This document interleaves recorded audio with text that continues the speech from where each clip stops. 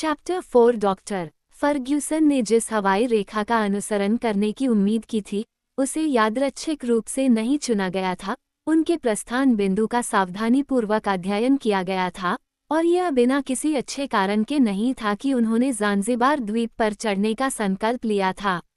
ये द्वीप अफ्रीका के पूर्वी तट के पास स्थित है, जो दक्षिणी अक्षांश के छठे अंश पर है, यानी भूमध्य रेखा से 430 भौगोलिक मील नीचे।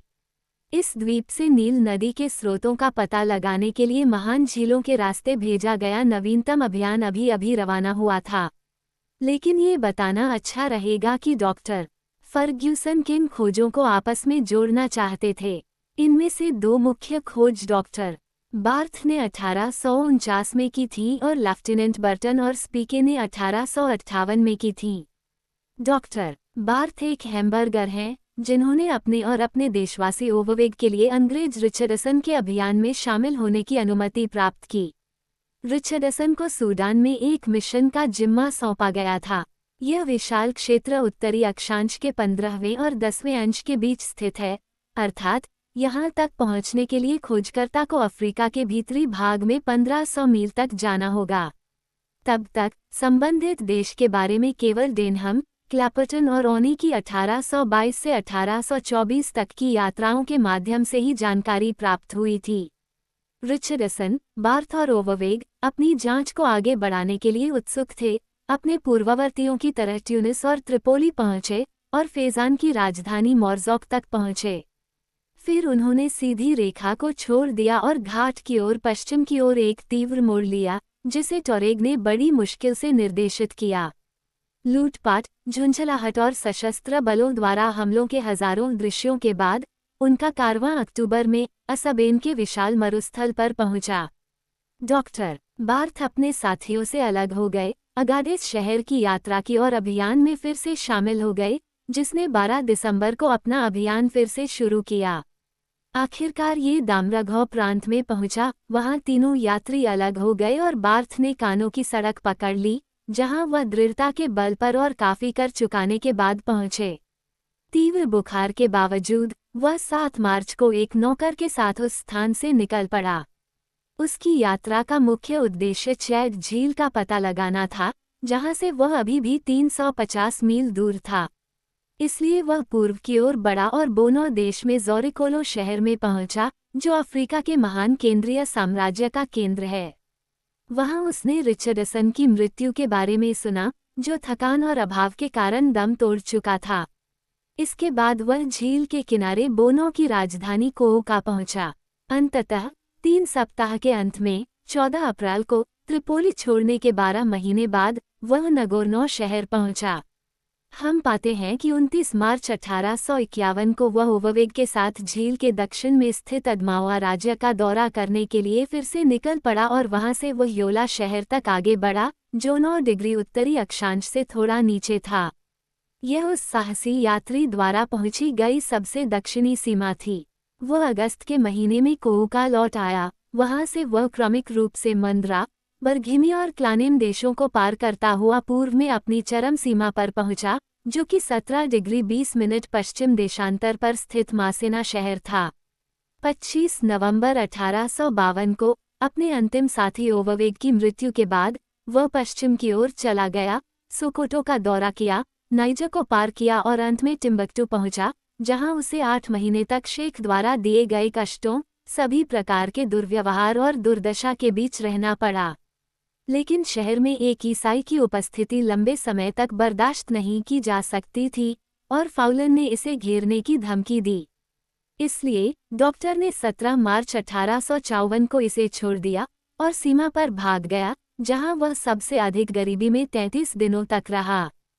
फिर वह नवंबर में कानो वापस जाने में कामयाब रहा। फिर कोओका पहुंचा, जहां उसने 4 महीने की देरी के बाद डेनहम के मार्ग को फिर से शुरू किया। वह अगस्त 1855 के अंत में त्रिपोली वापस आ गया और 6 सितंबर को लंदन पहुंचा। अपने दल का एकमात्र जीवित व्यक्ति था। डॉक्टर बार्थ की साहसिक यात्रा ऐसी ही थी। डॉक्टर फर्गुसन ने इस तथ्य पर ध्यान दिया कि वह 4 डिग्री उत्तरी अक्षांश और 17 डिग्री पश्चिमी देशांतर पर रुके थे। अब आइए देखें कि लेफ्टिनेंट बर्टन और स्पीके ने पूर्वी अफ्रीका में क्या हासिल किया। नील नदी पर चढ़ने वाले विभिन्न अभियान कभी भी उस नदी के रहस्यमय स्रोत तक पहुंचने में सफल नहीं हो सके। जर्मन डॉक्टर फर्डिनेंड वर्ने के कथन के अनुसार 1840 में मेहमत अली के तत्वावधान में किया गया अभियान उत्तरी अक्षांश के चौथे और पांचवें समानांतर के बीच गोंडोकोरो में रुका था। 1855 में सवॉय के मूल निवासी ब्रून रोलेट को पूर्वी सूडान में सार्डिनिया के लिए वाणिज्य दूत नियुक्त किया गया ताकि वह वाउडे का स्थान ले सके, जिनकी हाल ही में मृत्यु हो गई थी। वे कारथूम से निकले और गोंद और हाथीदांत का व्यापार करने वाले व्यापारी याकूब के नाम से चौथी डिग्री से आगे बेलनिया तक पहुंचे, लेकिन अस्वस्थ होने के कारण उन्हें कारथूम लौटना पड़ा, जहां 1857 में उनकी मृत्यु हो गई। न तो डॉक्टर पेनी, जो मिस्र की चिकित्सा सेवा के प्रमुख थे, जिन्होंने एक छोटे स्टीमर में गोंडोकोरो से 1 डिग्री आगे तक प्रवेश किया और फिर कारथूम में थकावट के कारण मरने के लिए वापस आए, न ही मियानी वेनिसवासी, जो गोंडोकोरो के नीचे झरने को मोड़ते हुए दूसरे समानांतर तक पहुंचे, और न ही माल्टीज व्यापारी एंड्रिया डेबोनो, जिन्होंने नील नदी पर अपनी यात्रा को और आगे बढ़ाया, स्पष्ट रूप से अगम्य सीमा से आगे बढ़ने में सफल रहे। 1859 में फ्रांसीसी सरकार द्वारा एक मिशन के साथ नियुक्त एम. गिलॉम लेजेन लाल सागर के रास्ते करथौम पहुंचे और 21 किराए के लोगों और 20 सैनिकों के दल के साथ नील नदी पर चढ़े, लेकिन वे गोंडोकोरो से आगे नहीं बढ़ पाए और पूरी तरह से विद्रोह कर रहे नीग्रो जनजातियों के बीच अपनी जान जोखिम में डालकर भाग गए। एम. डी. एस्केरक डी लोचा द्वारा निर्देशित अभियान ने नील नदी के प्रसिद्ध स्रोतों तक पहुंचने का एक समान रूप से असफल प्रयास किया। ये घातक सीमा हमेशा हर यात्री को रोक देती थी। प्राचीन काल में नीरो के राजदूत 9वें डिग्री अक्षांश तक पहुंच गए थे, लेकिन 18 शताब्दियों में केवल 5 से 6 डिग्री या 300 से 360 भौगोलिक मील तक ही पहुंच पाए थे। कई यात्रियों ने अफ्रीका के पूर्वी तट को अपना प्रस्थान बिंदु बनाकर नील नदी के उद्गम तक पहुंचने का प्रयास किया।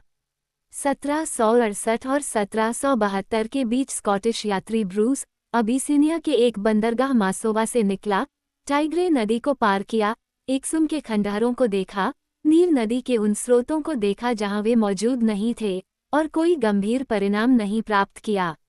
1844 में डॉक्टर क्राफ्ट, एक एंग्लिकन मिशनरी, ने ज़ांगुएबार के तट पर मोनबाज में एक प्रतिष्ठान की स्थापना की और रेव. डॉक्टर रेबमेन के साथ मिलकर तट से 300 मील दूर 2 पर्वत श्रृंखलाओं की खोज की। ये किलिमंजारो और केन्या के पहाड़ थे, जिन पर मैसर्स डी ह्यूगलिन और थॉर्नटन ने हाल ही में आंशिक रूप से चढ़ाई की है। 1845 में फ्रांसीसी खोजकर्ता मैजान ज़ांज़ीबार के ठीक सामने बागामायो में अकेले उतरा और देजेला मोरा तक पहुंचा, जहां प्रमुख ने उसे सबसे क्रूर यातना देते हुए मौत की सजा दे दी। 1859 में अगस्त के महीने में हैम्बर्ग से युवा यात्री रोशर अरब व्यापारियों के कारवां के साथ निकला, न्यासा झील पर पहुंचा और वहां सोते समय उसकी हत्या कर दी गई।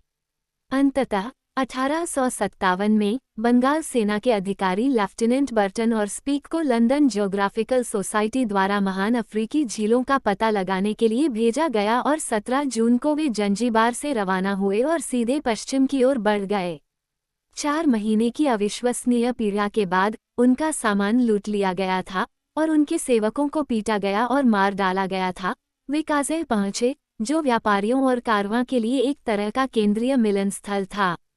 वे चंद्रमा के देश के बीच में थे और वहां उन्होंने इस क्षेत्र के तौर तरीकों, सरकार, धर्म, जीव जंतुओं और वनस्पतियों से संबंधित कुछ कीमती दस्तावेज एकत्र किए। इसके बाद वे महान झीलों में से पहली झील के लिए रवाना हुए, जिसका नाम तांगानाइका था, जो दक्षिण अक्षांश के 3 और 8वें अंश के बीच स्थित है। वे 14 फरवरी 1858 को वहां पहुंचे और इसके किनारों पर रहने वाली विभिन्न जनजातियों से मिले, जिनमें से अधिकांश नरभक्षी हैं। वे 26 मई को फिर से रवाना हुए और 20 जून को काज़े में फिर से दाखिल हुए। वहां बर्टन, जो पूरी तरह से थक चुका था, कई महीनों तक बीमार रहा। इस दौरान स्पीक ने उत्तर की ओर 300 मील से ज्यादा की दूरी तय की और ओकेराकुआ झील तक पहुंच गया, जिसे वह 3 अगस्त को देख पाया, लेकिन वह केवल 2 डिग्री 30 मिनट अक्षांश पर इसका द्वार ही देख पाया। 25 अगस्त को वापस लौटते समय वे काज़ेल पहुंचे और बर्टन के साथ मिलकर फिर से ज़ांज़ीबार के रास्ते पर निकल पड़े, जहां वे अगले साल मार्च के महीने में पहुंचे।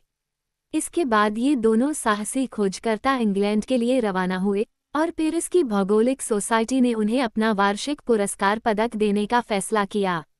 डॉक्टर फर्गुसन ने सावधानीपूर्वक टिप्पणी की कि वे न तो दक्षिणी अक्षांश के दूसरे अंश से आगे गए थे, न ही पूर्वी देशांतर के 29 अंश से आगे।